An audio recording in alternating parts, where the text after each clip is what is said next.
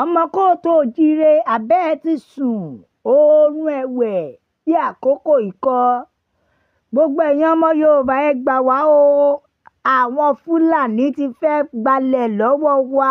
kódà wọ́n ti fẹ́ pa wá tán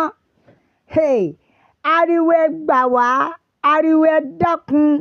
ẹ má jẹ́ kó gbalẹ̀ wa ní àwọn haúsá ń pa kiri báyìí o látàrí wípé àwọn fúlàní wọ́n ti ṣe pìtìpìtì mẹ́wàá fún wọn wọ́n ti gbalẹ̀ wọn kódà wọ́n tún pa wọ́n lórí ilẹ̀ wọn tí ò sì sí baba ńlá ẹni tó lè sọ̀rọ̀ tàbí gbè wọ́n níjà ẹ jẹ́ kí n gbé yín débẹ̀ ẹ káàbọ̀ sórí ètò wa o Ileodua ilẹ̀ àbínibí wa ẹ wò ó mo sọ fún yín pé lọ́wọ́lọ́wọ́ báyìí igbe àbámọ̀ ó ti bá àwọn haúsá látàrí pé wọ́n fi àyè gba àwọn fúlàní in the name of ẹ̀sìn fúlàní ti wá gbalẹ̀ lọ́wọ́ wọn báyìí now agbára wọn ò wá kà mọ́ o wọ́n ti ń pe gbogbo ọmọ yorùbá kó wá ràn wọ́n lọ́wọ́ wọ́n ti ń pe ọmọ yorùbá ń rawọ́ ẹ̀bẹ̀ báyìí pé ẹ jọ̀ọ́ fúlàní ti fẹ́ pa wọ́n tán ṣẹ́rí tí n bá sọ fún yín pé àwọn ará bíi fúlàní wọn wá nítorí nǹkan méjì bí kò ṣe pé wọ́n fẹ́ gba ilẹ̀ ni now fídíò tẹ̀ ń rí iṣẹ́ rí ẹ wo bó ṣe lé gbogbo àwọn haúsá wọ́n ti lé wọn kúrò lórí ilẹ̀ tán látàrí wípé àwọn làwọn ń rúùlù báyìí fúlàní wọ́n wá ń parọ́ pé àwọn haúsá wọ́n ń pa fúlàní bẹ́ẹ̀ fúlàní dẹ̀ ló ń pa àwọn haúsá jù ẹ wá mọ irọ́ táwọn fúlàní pa báyìí o wọ́n ní láti máa sọ fún pírẹsidẹ́ǹtì ẹ máa gbọ́ tí Sultan Sokoto ń sọ pé majority ìyà tó ń lọ nàìjíríà pé àwọn fúlàní nọ́ọ̀tì àwọn ló ń jẹ burúkú ìyà jù pé 80% ìyà nàìjíríà wọ́n ní àwọn fúlàní ló ń jẹ ṣé ẹ rí bí wọ́n ṣe ń brainwash tó ń pa irọ́ o òun ló fi wá rí sí táwọn haúsá fi jáde fúnra wọn ṣé ẹ rí àwọn haúsá ti ń jáde wọ́n ti ń speak by themselves and to themselves alone wọ́n ti ń pariwo fún gbogbo ẹ̀yin ọmọ yorùbá ẹ̀yin nàìjíríà ẹ gbà wọ́n o wípé kò kí í ṣe fúlàní nìyà ń jẹ o haúsá gangan ní pìtìpìtì ìyà ń bọ̀ sórí wọn bẹ́ẹ̀ dẹ̀kẹ̀rẹ́ kò sí olùgbàlà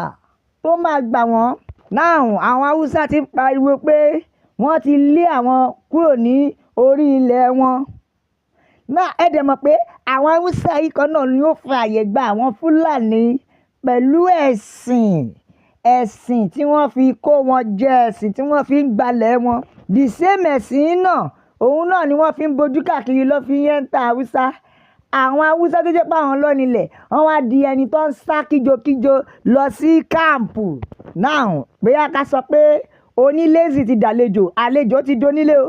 nítorí fúlàní tó jẹ́ àtọ̀húnrìnwá àwọn ló ń control náà ti báyìí àwọn haúsá gangan wọ́n ti wá ń ṣẹrú lábẹ́ wọn tó jẹ́ àwọn làwọn nílé bẹ́ẹ̀ ẹ̀sìn islam yìí ni wọ́n fi ẹ́ńtà àwọn haúsá tó wá sọra wọn di ọmọ ìyá wa nínú ẹ̀sìn islam ni bẹ́ẹ̀ gbogbo wa la mọ̀ pé àwọn haúsá gangan ló fi ìwé pe àwọn fúlàní dáràndáràn yìí wọ ìlú nàìjíríà tí pìtìpìtì fi wá ń bá gbogbo àwọn orí state tó kù now ẹ jẹ́ ká jọ wá sọ láàrin èmi àti yín ẹ̀yin èèyàn wa to your own best of knowledge ṣé kò ti fi hàn gádá gbangba pé Tinubu ni àwọn haúsá yìí máa dìbò fún pẹ̀lú bí nǹkan ṣe ń lọ yìí now àwọn haúsá sì ti ń pariwo pé fúlàní ti fẹ́ hàn àwọn léèmọ̀ now àwọn haúsá tó ń jáde lẹ́yẹ kọ̀ọ̀kan yìí with evidence àti proof ni gbogbo wọn fi ń pariwo pé fúlàní ti ń pa gbogbo wọn lẹ́yọ kọ̀ọ̀kan mind you fúlàní ò pa wọ́n lásán gbogbo àwọn àgbẹ̀ wọn ní fúlàní rí pé àwọn ń pa so with the best knowledge automatically wọ́n ti ń fi style ìgbàlẹ̀ yẹn bọ̀ díẹ̀díẹ̀ ni now ṣó ti wá yé yìí sí pé haúsá ti take over fúlàní òun ni àánú ṣe ń ṣe mí fún àwọn ọmọ kwara nítorí bí mo fẹ́ sọ pé àìgbọ́n ló ń dà wọ́n láàmú ni the same fúlàní tó gba ilẹ̀ haúsá náà ni àwọn ìlọrin kàtẹ́gbà páwọn yẹn náà wọ́n tún ti jẹ wọ́n ní àwọn kwara náà wọ́n ń pariwo pé yes ọmọ ìyá wọn nínú ẹ̀sìn islam ni ohun tó tún wá kan ní lóminú jù ni pé àwọn kwara yìí náà lọ́wọ́ ń pariwo pé àwọn ò fẹ́ rí mi Sunday Igboho látọ̀ àwọn ò gbọ́dọ̀ rí Sunday Igboho kó wá sí Kwara nítorí tó bá wá àwọn máa fojú ẹ̀ rí nǹkan ohun tí ò yí ọ̀pọ̀lọpọ̀ ẹlòmíì. Àṣé ọ̀pọ̀lọpọ̀ àwọn Haúsá tó pọ̀ tí wọ́n ń jáde tó ń complain àwọn ọlọ́mọ tójú wọn rí lọ́wọ́ Fúlàní. Ṣùgbọ́n o ẹ̀yin ọmọ Kwara aláyọ̀ láti sọ fún yín pé ẹ wararó síbẹ̀ ẹ ranjú yín kalẹ̀ kí Haúsá ṣe bọ́ káwọn Fúlàní ṣe bọ́ ṣe fún àwọn Haúsá. Ohun tó wá dùn mí jù ni pé just because èèyàn kan sọ̀rọ̀ ẹ wá fi ìyà ẹ̀ jẹ gbogbo state gbogbo odidi Kwara state ẹni àyàn kan àwọn kan condemn gọ́vnà tí gọ́vnà bá competent ṣó máa dé level yìí. n tó wá tẹ̀ wá n tí ò jẹ́ kí ọ̀pọ̀lọpọ̀ ọmọ Yorùbá ilẹ̀ Kwara gbogbo wọn ò ní jáde kó sọ̀rọ̀ ṣùgbọ́n ajẹ́ kó débi ẹ̀sìn ìjà orí ibú yìí ni wọ́n máa jà. Ẹ má gbàgbé gbogbo àwọn Emirates tó wà ní Kwara yìí ọmọ Fúlàní òun ló pọ̀ jù nínú wọn. So ẹ lè expect wípé kí wọ́n roko sọ́dọ̀ títí Yorùbá ọ̀dọ̀ Fúlàní tó máa pé ọmọ ìyá wọn lọ́ máa bọ́ sí. Ṣùgbọ́n ẹ̀yin tẹ́ ẹ jẹ́ ọmọ Yorùbá original ẹ̀yin ló yẹ kẹ́ ẹ pariwo síta ẹ̀yin ló yẹ kẹ́ ẹ dá gbogbo ẹ̀rú kí wọ́n lè mọ̀ pé ẹ ò ní gbà. Gbogbo tó pariwo pé Sunday Igboho máa wà ìbéèrè tèmi rèé. Nígbà tí àwọn ajínigbé ń pa àwọn ọba wọn ní ilẹ̀ Kwara ẹjọ́ níbo ni àwọn Emirates yìí wà kí ni wọ́n rí ṣe sí? Nígbà tí ajínigbé tí wọ́n ń pa kábíyèsí tó ń jí ará ìlú gbé tí wọ́n ṣe oríṣiríṣi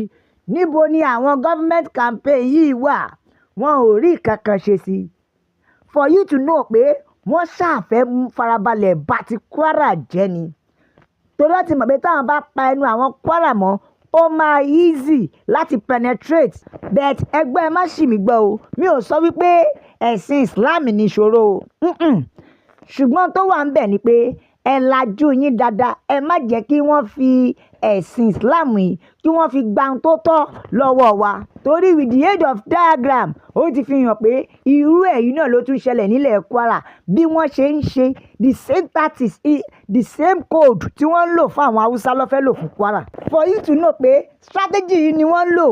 la ṣe ń pariwo ṣùgbọ́n to my surprise bóyá ká sọ pé kò wọ orí àwọn ọmọ Kwara ni. Ẹ gbọ́ kọ́tọ̀kọ́tọ̀ bẹ́ẹ̀ lẹ́lòmíì á sọ̀rọ̀ á ní Sunday Igboho wọ́ọ̀tì ẹni tó yẹ kó jẹ́ security ẹlẹ́bọ ni òun ṣẹ bọ́. So fún díẹ̀ yìí ìran mùsùlùmí ò dẹ̀ gbọ́dọ̀ bá kò gbọ́dọ̀ ní kankan ṣe pẹ̀lú ẹlẹ́bọ. Ẹ wo ẹ tètè mọ̀ pé Fúlàní ti gbẹ́rù yín látẹ̀yìn tẹ́ ẹ bá mọ̀. Bẹ́ẹ̀ làwọn kan tún pariwo mo tẹ̀ láwọn tó sọ pé Sunday Igboho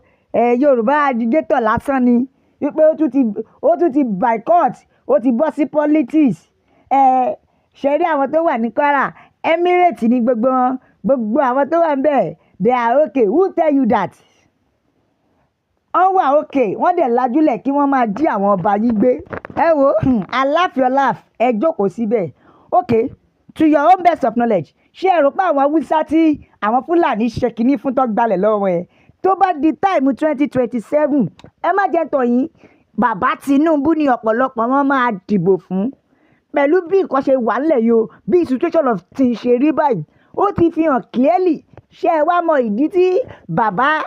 Babachi Lawal bó ṣe ń tó fi ń pariwo pé 2027 yẹn cancel ẹ̀ Tinubu ti lọ kò sí nǹkan tó fẹ́ ṣe sí nítorí wípé Tinubu farabalẹ̀ ó ń wo péènì àwọn Haúsá yẹn ó ń gbọ́ ẹkún wọn. So ẹ ti mọ̀ pé ó ya Àtíkù wọn ò lè dìbò fún Àtíkù torí Fúlàní ni definitely ó máa fẹ́ gbè lẹ́yìn Fúlàní ẹgbẹ́ ẹ̀. Bẹ́ẹ̀ Kwakwaso tó jẹ́ vice Obi ó kàn fẹ́ lo orí Obi lásán ni Obi ò ní nǹkan kan tó fẹ́ offer wọn kọ́kàn fi Obi wọlé ni. So for you to know that they will never go for Fulani again because they know what they pass through in the hand of the Fulanis. Fún díẹ̀ yìí ẹ̀yin ni ẹ ò ronú tó fi lè mú kí odidi Babachi Lawal kò ṣáà kìí ṣọmọ Yorùbá tó fi sọ tìgboyà wípé second term yẹn ó ti wà ordained sílẹ̀ láàrin èmi àti ṣé kò ti wá clear pé second term yẹn ó ti ń sẹ́ẹ̀tì nítorí bàbá Tinubu ti ń gẹ̀tì ẹ̀. Ẹ wọ ẹ̀yin èèyàn mi àníri jù báyìí lọ o lórí ìkànnì wa ẹ lè bá tiwa jẹ́ pẹ̀lú like ẹ bá tiwa jẹ́ pẹ̀lú share